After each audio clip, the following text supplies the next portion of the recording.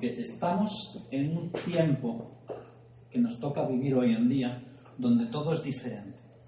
Todo cambia muy rápidamente. Todo se transforma. La gente quiere cosas instantáneas. La gente quiere resultados instantáneos. La gente quiere cosas que se aprendan de manera intuitiva. Un mando de televisión. ¿Quién se lee las instrucciones de la televisión para aprender cómo va el mando? La mayoría de la gente que conozco toquetea hasta que la cosa funciona. Es así. Queremos las cosas rapiditas. Y eso, de alguna manera, puesto que estamos en este planeta, nos afecta emocionalmente y nos afecta nuestra conducta. Queremos las cosas rápidas. Queremos que las cosas funcionen inmediatamente. Y queremos pagar el mínimo esfuerzo posible para que se hagan. Por eso digo que tiene mucho que ver la introducción que hemos hecho con el mensaje. Hay un proceso. Jesús comenzó su ministerio después de 30 años capacitándose, conociendo su entorno, conociendo su cultura, conociendo la palabra de Dios, conociendo a Dios, pasando tiempo con Dios, a través de la oración y a través de las Escrituras, conociendo a la gente, conociendo dónde iba a labrar. Y cuando era el momento que la mies estaba lista, comenzó su ministerio. Y fue rapidito. En 3 años revolucionó todo el planeta. Porque nada ha impactado tanto la historia como la venida del Hijo de Dios a la tierra.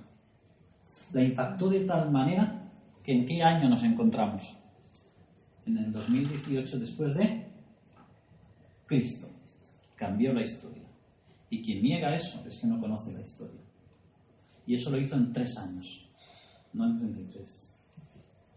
Y no es hasta 1 año y medio de haber empezado su ministerio que Jesús no empieza a juntar a los que luego serían sus apóstoles, es decir, a los discípulos. Está 1 año y medio predicando el Evangelio pueblo por pueblo, aldea por aldea, ciudad por ciudad, y se va fijando quién es quién. Acordaos que cuando él empieza su ministerio, que es bautizado, él se encuentra en Betsaida, ciudad de Pedro y de Jonás, porque Simón Pedro era hijo de Jonás, un hombre que se llama Jonás, no Jonás el de la ballena. Y es el sitio donde vivía, o en ese momento estaba también Juan el Bautista, y donde sucede todo lo que de alguna manera hace que explote todo el ministerio de Jesús. El Espíritu Santo cae sobre Jesús en forma de paloma, Juan el Bautista muere, suceden las primeras persecuciones en el templo, etc. Bueno, ahí ya lo recordaremos otro día, todo el trasfondo de los primeros años del ministerio de Jesús. Y ahí se encuentra él, ¿no? Y toma contacto, primero con Pedro, pero no es hasta 1 año y medio después que llama a Pedro directamente. ¿Pedro era un seguidor de Jesús? Sí. ¿Era discípulo de Jesús? No. Lo fue 1 año y medio después. Y ahora vamos a ver cuando eso sucede, que es casi el pistoletazo de salida. Se encuentra Jesús dando la vuelta a todo el lago de Genesaret, llamado también el Mar de Galilea o de Tiberíades. Es la misma cosa. Supongo que si habéis leído los Evangelios os habéis encontrado que aparecen esos 3 nombres y pareciera que está hablando de 3 lugares diferentes. No, pero se está tratando el mismo, el Mar de Galilea, el famoso Mar de Galilea o el lago de Genesaret. Y dando la vuelta, él se dirigía para Capernaum y va a diferentes poblados predicando el Evangelio del reino de Dios, así dice la palabra de Dios. Y se detiene, de pronto se detiene en un lugar llamado otra vez Betsaida. ¿Sabéis qué significa Betsaida? Lugar de pesca o lugar de peces. Qué curioso. Vamos a leer en Lucas capítulo 5.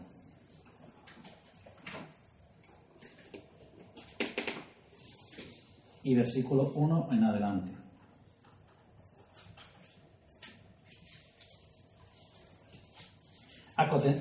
Perdón.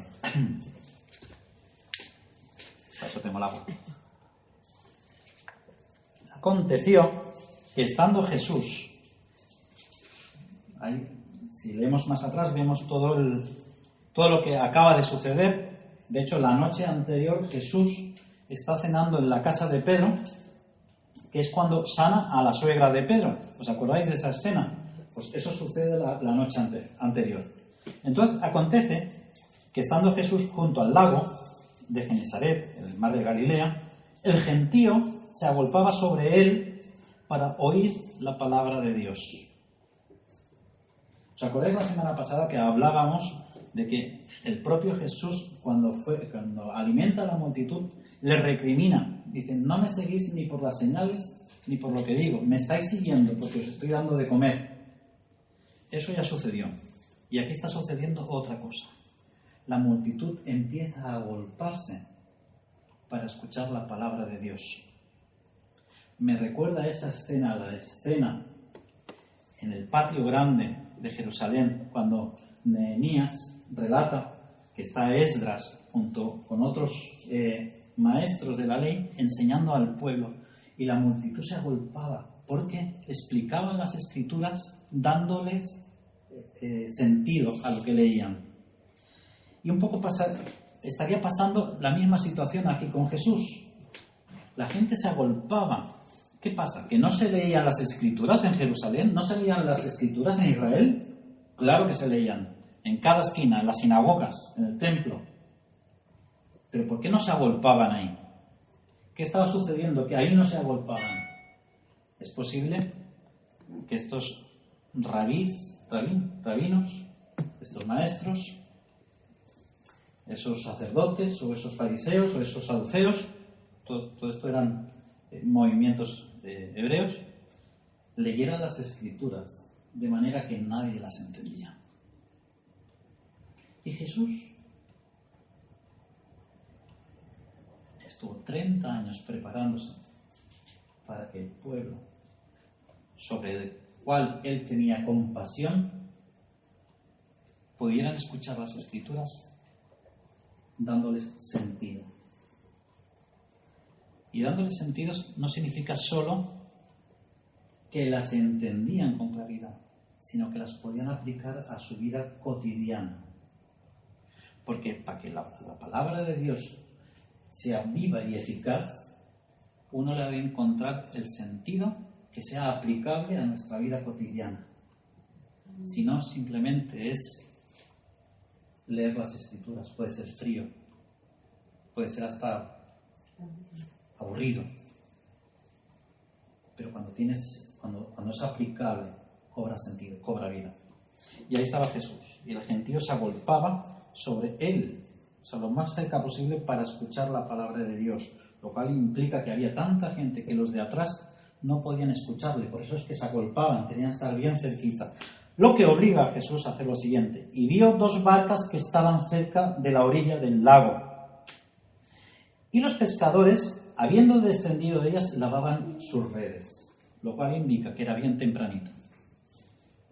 Yo que he estado en un barco, como acabo de contar, haciendo el servicio militar, yo estaba en un guardapescas, o sea que de pesca algo entiendo en ese sentido, al menos de pesca desde un barco. De caña no entiendo tanto.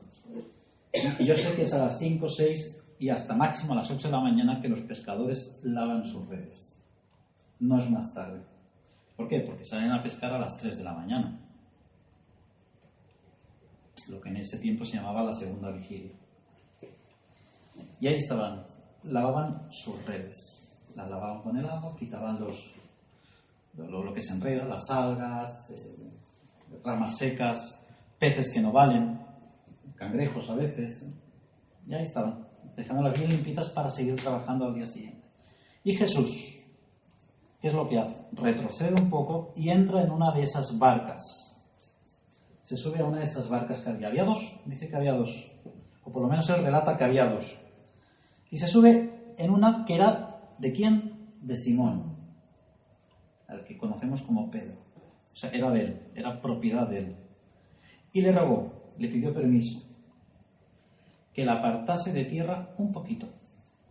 Y sentándose, no sé en qué posición se sentaría, si en la popa, en la proa, en uno de los asientos laterales, no lo sé, enseñaba desde la barca a la multitud. hasta donde yo sé, estas barcas eran bastante grandes. He escuchado de todo. No, que si eran pequeñas, que si eran de esto, que si... He escuchado de todo. Pero creedme si os digo que me he documentado muchísimo para averiguar cómo narices eran estas barcas, y eran grandes. Por lo menos cabían 12 personas. Eran bastante grandecitas, imaginaos, 12 personas, 6 a cada lado para que remen, y lo suficientemente grande para que cuando hay la escena de la tormenta, ¿os acordáis que Pedro camina sobre el mar?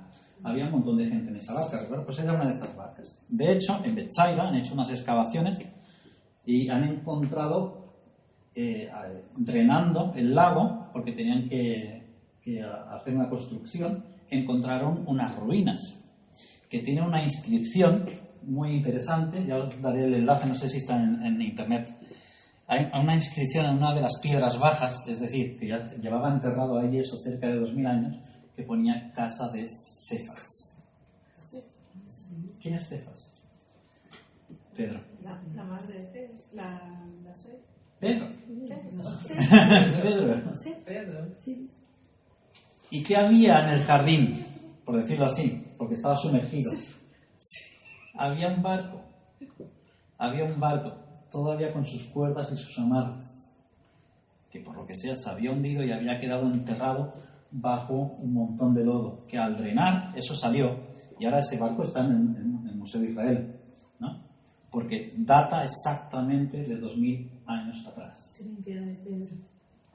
A saber de quién era. Igual fue de él, antes de que lo dejara todo y siguiera Jesús. Pero, ¿qué quiero decir con eso? Que el barco que aparece era grandecito, que habían 12, sino más personas. Así que, por la parte que me toca, me he documentado bien para saber si ese barco era pequeño o era grande.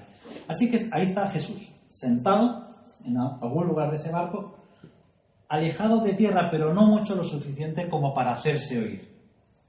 Me imagino que la propia cuenca que hace el lago, ¿no? Y al ser por la mañana que el mar está calmadito, hacía el suficiente eco como para que toda la multitud no se mojara los pies, porque de ahí no pasaban, y pudieran escuchar todo el mensaje que Jesús traía acerca del reino de Dios. Debe haber tenido la voz muy fuerte. Seguramente tenía la voz muy fuerte. La gente estaba acostumbrada antes a hablar fuerte, porque no habían altavoces, no habían lugares que tuvieran una acústica buena, etc. Pero también esto nos indica que era por la mañana temprano. Pues no sé si vosotros habéis ido a navegar o a pasear por aquí, por la orilla de la playa, por las mañanas. Entre las 6 de la mañana y las 11 vais a ver el Mediterráneo, que está calmadito, como una balsita de aceite. Muy pocas veces al año, está ni siquiera con olitas, muy poquitas veces. Empiezan después de las 10, de las 11 de la mañana es que empiezan a ver olas y ya se mueve. Pero uno va bien tempranito y va a ver que está todo como una balsita. Y acordaos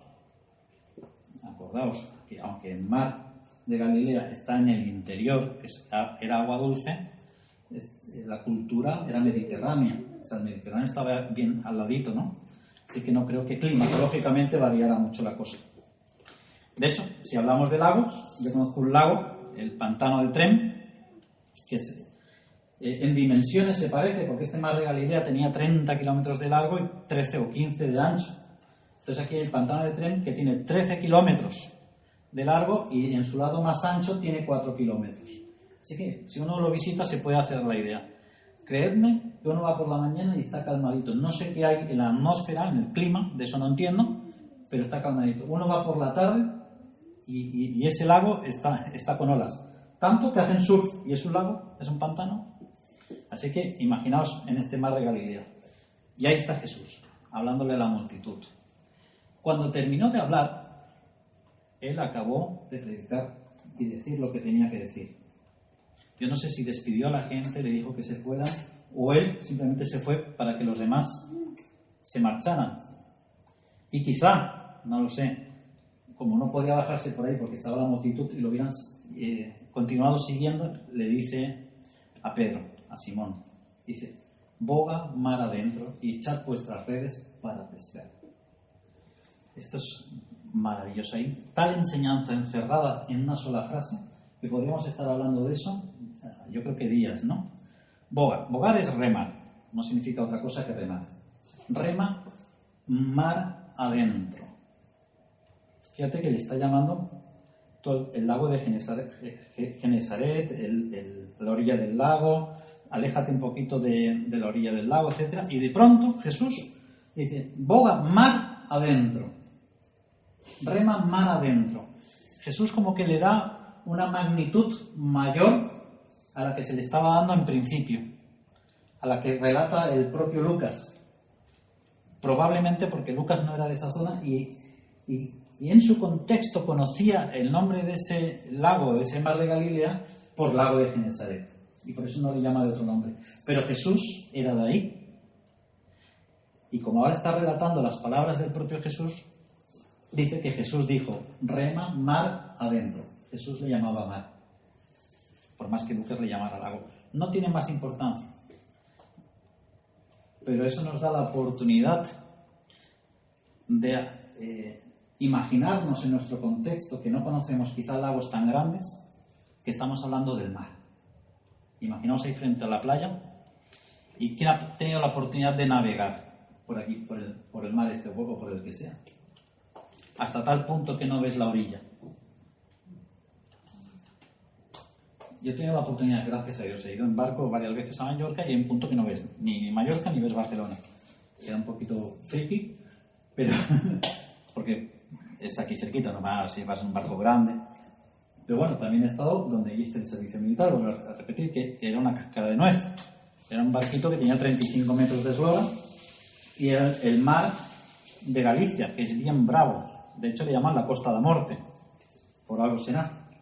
Y hay un punto que te alejas tanto, que no ves tierra por ninguna parte. Y cuando viene una tormenta, ¿habéis visto las películas esas que pasan las olas por encima y todo eso?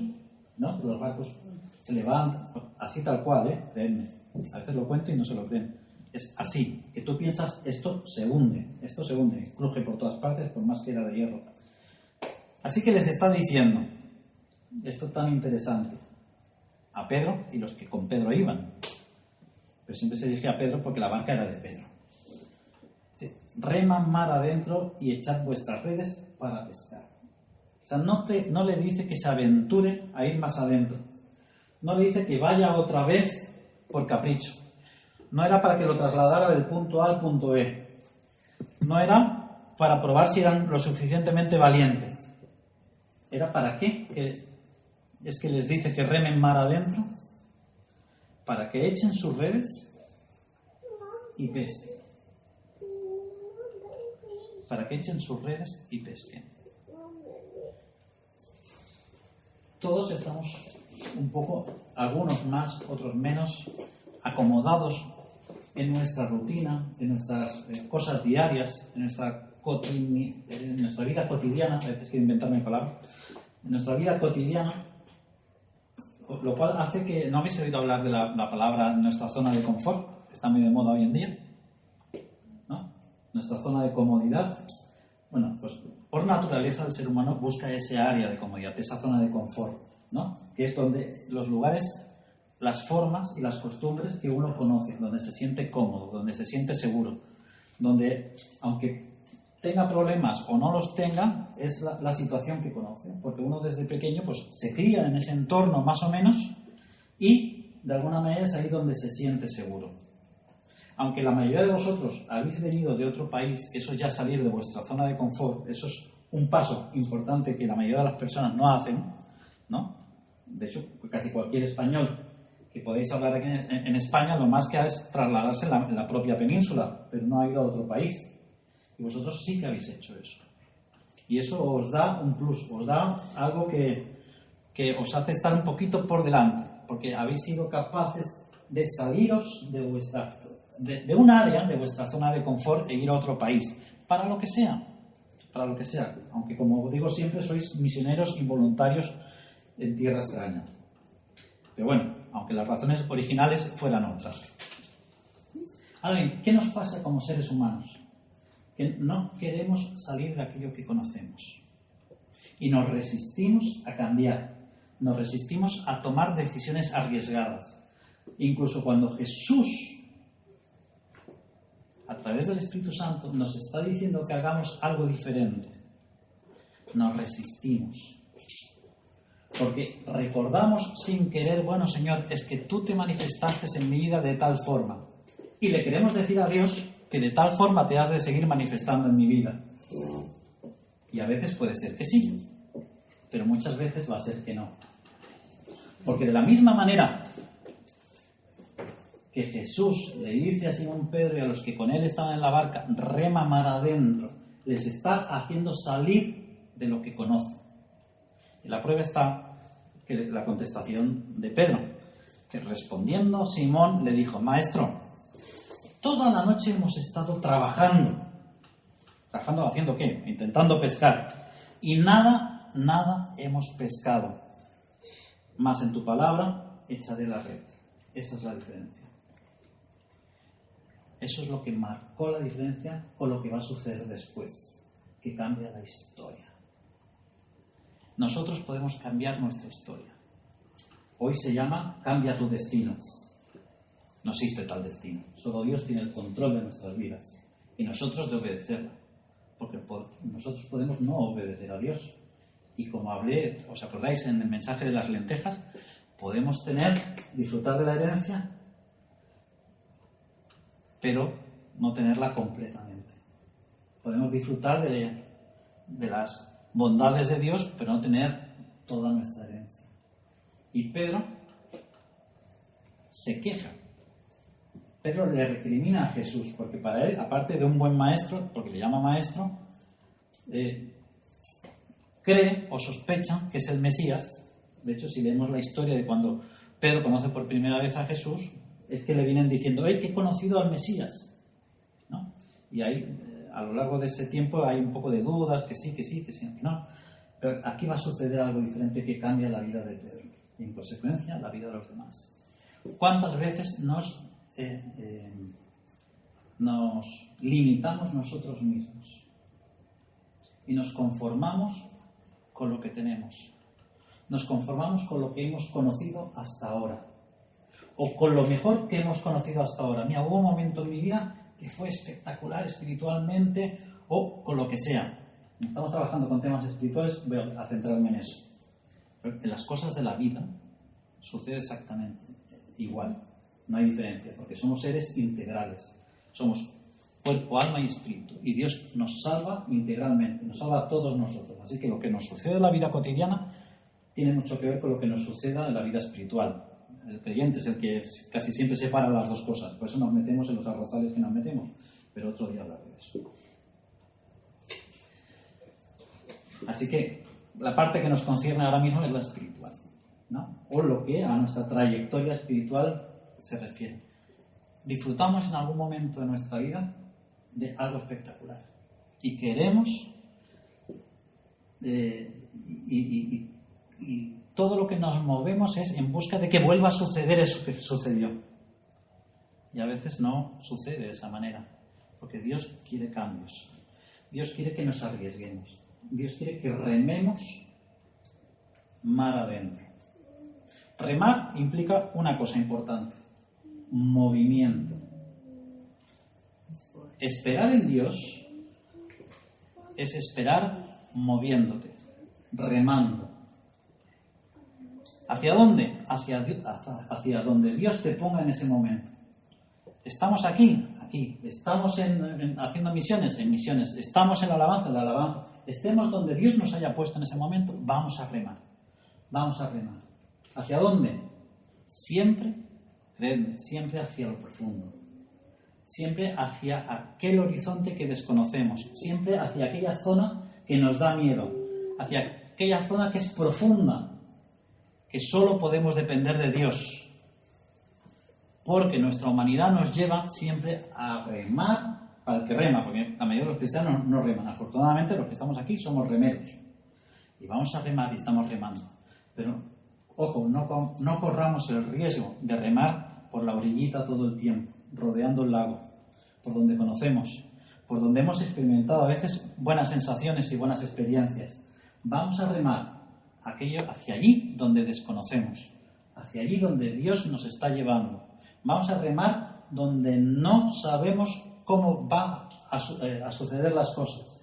Vamos a remar allí donde Dios nos llama que vayamos, porque ahí es donde vamos a descubrir las maravillas y las cosas fantásticas que Dios tiene reservadas para nosotros, sus hijos. Dios nos va a dar migajas mientras nos quedemos en la orillita, para experimentar y ver cuán grandes cosas Dios puede hacer con cada uno de nosotros. Tenemos que remar mar adentro, manteniéndonos remando juntos con los que estamos en la barca, todos en la misma dirección, en nuestra propia vida, en la misma dirección que Dios nos indique, en nuestra vida familiar, como familia, pero hacia lo hondo, a experimentar cosas nuevas, a experimentar qué es lo grande que puede hacer Dios en nuestra vida. ¿Por qué? Porque si nos mantenemos en la orillita, puede venir el diablo y ponerte la duda en la cabeza de, bueno, no fue Dios, fuiste tú que con tu experiencia y con todo lo que tú has aprendido en la vida y con todo eso ha sucedido. Pero cuando vamos donde desconocemos, donde nosotros no tenemos el control, tenemos la total seguridad de que es Dios el que lo está haciendo y no nosotros. Y eso es lo maravilloso de salir de nuestra zona de confort. Y vamos a descubrir que cuando nosotros salimos de esa zona de confort, que remamos mar adentro, nos vamos a encontrar aprendiendo. Y al aprender, ¿qué estamos haciendo? Ensanchando las cuerdas de nuestra tienda. Estamos haciendo más grande nuestra zona de confort. Y va a llegar un momento que en alta mar, allí, donde nos da pánico, donde nos da miedo, donde mucha gente nos ha dicho, no vayas allí que te vas a ahogar, no vayas allí que hay monstruos, no vayas allí que... Precisamente todo el mundo que nos dice no vayas allí es quien no ha ido nunca. Cuando estemos allí nos habremos dado cuenta que hemos agrandado nuestra zona de confort, porque hemos ido aprendiendo a la medida que nos hemos ido alejando de nuestra comodidad y habremos obedecido al Señor. Y ahí nos encontraremos pescando en las profundidades, donde hay peces en abundancia. Metafóricamente, donde hay abundancia de todo aquello que Dios te quiera dar. ¿Por qué? Porque hemos salido de nuestra zona de confort. Mira, maestro, que toda la noche hemos estado pescando y nada hemos recogido, le dice Pedro. Yo me imagino que hasta un pelín ofendido en su ego, porque Jesús era conocido como carpintero y no como pescador. Y él tenía una cofradía de pescadores. Él era propietario de esa barca y posiblemente la de su hermano Andrés. Y estaban las barcas de Zebedeo que habían hecho como una especie de cooperativa para trabajar juntos, porque muchas veces no se podía sostener un negocio por uno solo, sino que tenían que hacer una especie de cooperativa. Y ahí estaban todos. Y Jesús sabía de carpintería, pero ¿qué sabía de peces? Pero también lo reconocían como maestro. Dice, bueno, pero porque tú lo dices, lo vamos a hacer. Y a veces Dios nos va a pedir cosas que nos van a parecer estrambóticas, nos van a parecer disparatadas, nos van a parecer de locos. ¿Pero acaso no es el Evangelio locura para los que se pierden? ¿Por qué no va a seguir siendo locura para los que ya somos de Cristo? Y hacer locuras nos va a llevar a ser unos locos para Cristo, pero que traen fruto y que viven una vida, ¿cómo diría?, satisfactoria en Cristo. ¿Quién no quiere vivir una vida satisfactoria? Es decir, me siento satisfecho con la vida que estoy llevando en Cristo Jesús, con las decisiones que he tomado. ¿Me he equivocado o no? Pero todo me ha llevado a ir mar adentro y seguir al que dijo la locura más grande, que es la locura del Evangelio, a Jesús de Nazaret. Así que, por obediencia, Simón hace lo siguiente, y habiéndolo hecho, o sea, cumple, no solo va mar adentro, sino que va mar adentro y echa las redes. ¿Para qué? Para pescar. Ya que Jesús se lo dice, vais a echar las redes para pescar, o no echa las redes para no pescar. ¿Quién va a predicar el Evangelio para no pescar? Yo cuando predico el Evangelio, yo quiero pescar. Yo cuando hablo de la palabra de Dios, yo quiero pescar. Yo no lo he hecho con la indiferencia o la poca esperanza de decir, bueno, pues hay que ir a por lo menos siembro. No, yo quiero pescar. Así que voy a echar las redes para pescar. Y Pedro hace eso. Y habiéndolo hecho, recogieron o encerraron tan gran cantidad de peces que su red se empezaba a romper. Era tanto, eran redes grandes, que eran entre varios hombres que tenían que arrastrarlas. Estas redes se empezaban a romper de los llenas que venían, ¿no? Yo me imagino la cara de maravillados que tenían, ¿no? Entonces, ¿qué hicieron? Hicieron señas a la otra barca, que supongo que les iba siguiendo de lejos. Hicieron señas. Estarían un poquito alejados, porque si no hubieran dado voces. Pero no, hicieron señas. Hicieron señas a los compañeros que estaban en la otra barca para que viniesen a ayudarles. ¿Y qué hicieron ellos? No es que se fueran para otro lado, no, apañaos vosotros que esa es vuestra barca y esa es vuestra red, eso es vuestro problema, ¿no? No, vinieron y le ayudaron. ¿Y qué hicieron? Llenaron ambas barcas, de tal manera que se hundían. ¿Habéis intentado hundir un cubo en el agua? Cuesta, Si uno lo empuja desde arriba. Tiene que estar, que le faltan 3 dedos de agua para que casi se hunda. Si no, no se hunde. Si tú le dejas que un cubo de agua, que queden 2 dedos o 3 sin llenar, no se hunde. Se queda ahí flotandito, Pues así estaban esas barcas llenas de peces. De tal manera que casi se hundían de llenas que estaban. ¿Y eso qué era? Fruto de haber dicho, no tiene sentido esto para mí, lo que tú me estás diciendo, Jesús. Pero porque tú lo dices, yo lo voy a hacer. ¿Qué nos está diciendo el Señor a cada uno en nuestro corazón? ¿Qué nos está diciendo el Señor como grupo? ¿Qué nos está diciendo el Señor como familia, individualmente, para nuestra vida? Si te lo está diciendo el Señor, aunque suene a locura, obedece. Porque en la obediencia está el fruto. No está todo ayuda, pero no está en venir al culto los domingos o en tener momentos de comunión, o aunque uno quiera leer la Biblia 8 horas al día o se tire 8 horas de rodillas orando. No está ahí, está en la obediencia. Está la obediencia. Y la obediencia incluye todo, escuchar la voz de Dios y hacer la voluntad de Dios. Y nos vamos a sorprender como nuestra vida rebosa de todo aquello que verdaderamente necesitamos. De la presencia de Dios, de las personas que necesitamos a nuestro alrededor, de peces de nuestra iglesia, para los solteros y las solteras, de una buena pesca. Tenía que decir. De todo aquello que necesitamos realmente para nuestra vida. ¿Por qué? Porque hemos obedecido a Dios. ¿Qué pasó? Fue tan maravilloso ese milagro, algo que no sucedía nunca, que después de haber pasado toda la noche pescando, obedecen a un carpintero, se van, tiran las redes donde no se tiraban nunca, a la hora que no se tiraba nunca, con alguien que nunca hubieran ido de pesca, se llenan las redes, sucede algo extraordinario, que hay un vínculo de unidad, hay un momento en que se unen, ¿no?, para trabajar juntos en algo, lo cual ya también nos debería de ayudar a empezar a pensar que no podemos hacer las cosas solos, siempre necesitamos de los demás, y ahora en este sentido me refiero a nosotros mismos, que nos necesitamos unos de los otros. Yo necesito de Sara, necesito de Gaby, necesito de Luca, Luca necesita de mí, nadie necesitamos de Edith, etcétera, ¿no? Lo intenté decir rápido, a ver si la... pero no, me escuchó. Así que trabajar en unidad. Y unidad no significa uniformidad, es decir, que todos pensamos igual, todos vestimos igual, todos adoramos igual, todos... No, eso es uniformidad, Dios no quiere eso.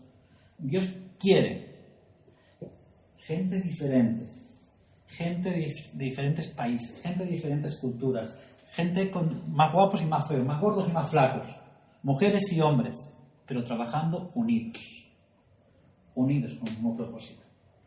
que es obedecer a Cristo y remar más adentro, donde vamos a experimentar cosas nuevas. La creatividad se experimenta yendo donde nadie va. Lo nuevo se experimenta yendo donde no vamos por voluntad propia. Y eso es una tensión grande, porque ahí están nuestras emociones que nos tiran a decir, no, vigila, no, el miedo. Esas son las emociones, nos van a intentar retener por todos los medios y es lo que va a hacer que tengamos excusas en nuestra cabeza. No hagas esto, no hagas aquello porque tú no sabes, porque se van a reír de ti, porque te va a salir mal, porque las excusas que cualquiera se le pueda venir a la cabeza. Pero nuestro sentido común es decir, no, yo tengo que obedecer, tengo que salir, tengo que ir, tengo que expandirme. Y vamos a ser cristianos, no solo poderosamente bendecidos, no solo con un fruto realmente poderoso, porque proviene de un Dios poderoso, sino que vamos a ser hombres y mujeres diferentes, que marcan la diferencia, que transforman el mundo, que contagian a la gente, que viven y experimentan el de nuevo que Dios solo puede dar, que viven y experimentan cambios y hacen cambios en la vida de los demás, que somos proactivos y no solamente pasivos esperando que Dios haga las cosas en nuestra vida y que Dios traiga las cosas a nuestra puerta. Somos proactivos, remamos y remamos hacia allí donde nadie quiere ir. ¿Amén? Así que Pedro, viendo eso, se asustó. Se asustó de tal manera que el temor se había apoderado de él y de todos los que estaban con él.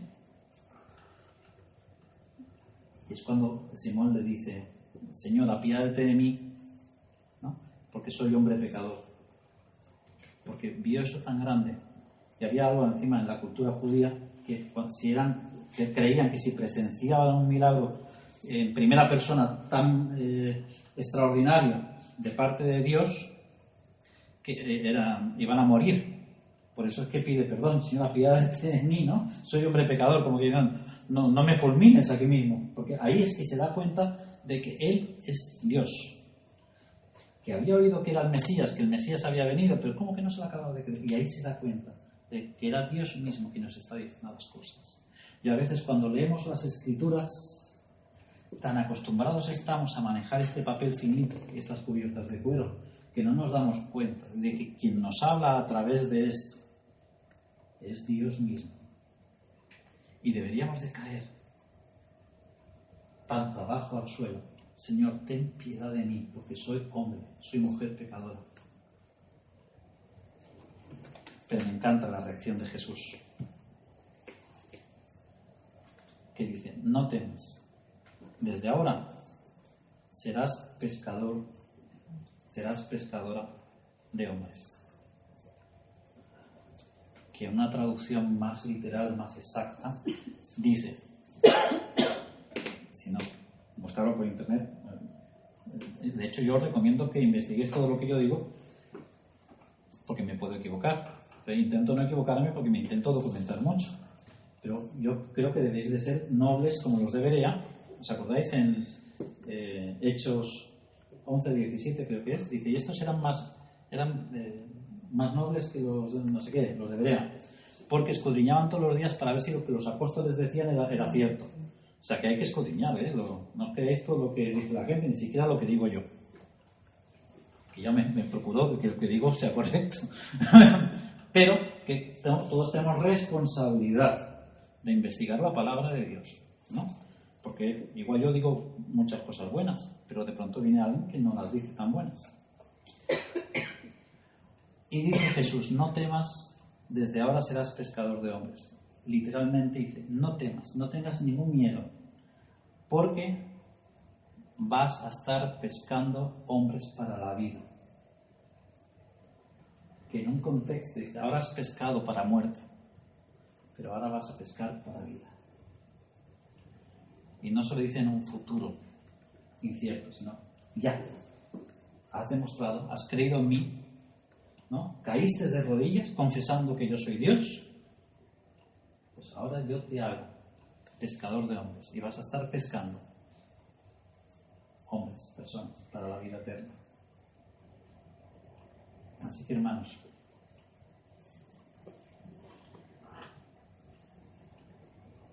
aunque sea simbólicamente, que no digo que acabemos como acabó Pedro, ¿no? Dice que cuando dejaron las barcas en tierra, dejándolo todo, le siguieron.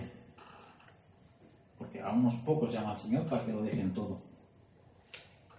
Pero sí metafóricamente, sí como un símil o una parábola para nuestra vida, que dejando todo aquello que nos es un impedimento, le sigamos a Jesús.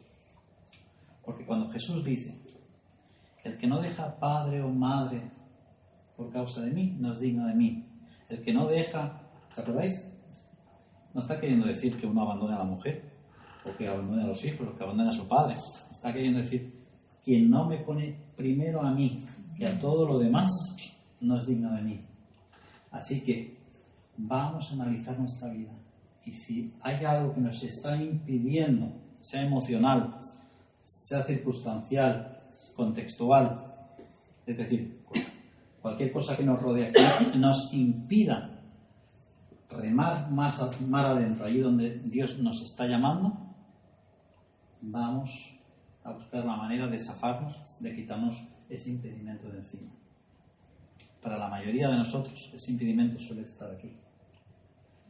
Ese Pepito Grillo que nos está diciendo, no, tú no puedes, tú eres muy mayor, tú eres demasiado joven, tú hace poco estás convertido, no, tú ya llevas demasiados años en el Señor, no, tú no estudiaste lo suficiente, no, tú no eres conocido, tú, no, tú eres hijo, hija de Dios Todopoderoso, Creador de cielos y tierra. Y Dios va a hacer ni lo que te imaginas, contigo ni contigo. Es maravilloso. Os miro la cara. Cuando oro por vosotros entre semana, me veo la cara de Bernardita.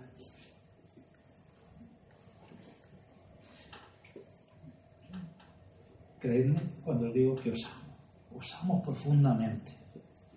Y puedo ver las cosas que Dios puede llegar a hacer con vosotros.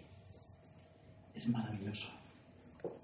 Cuando pienso en Glenia, ese corazón que ama a Dios de esa manera tan grande, y cómo puede llegar a ser ella, y le pido a Dios, rompe las barreras. Cuando pienso en los hijos de Sara, ese momento va a llegar, porque yo me acuerdo de mi tía, que tantos años oré y vino a los pies de Cristo.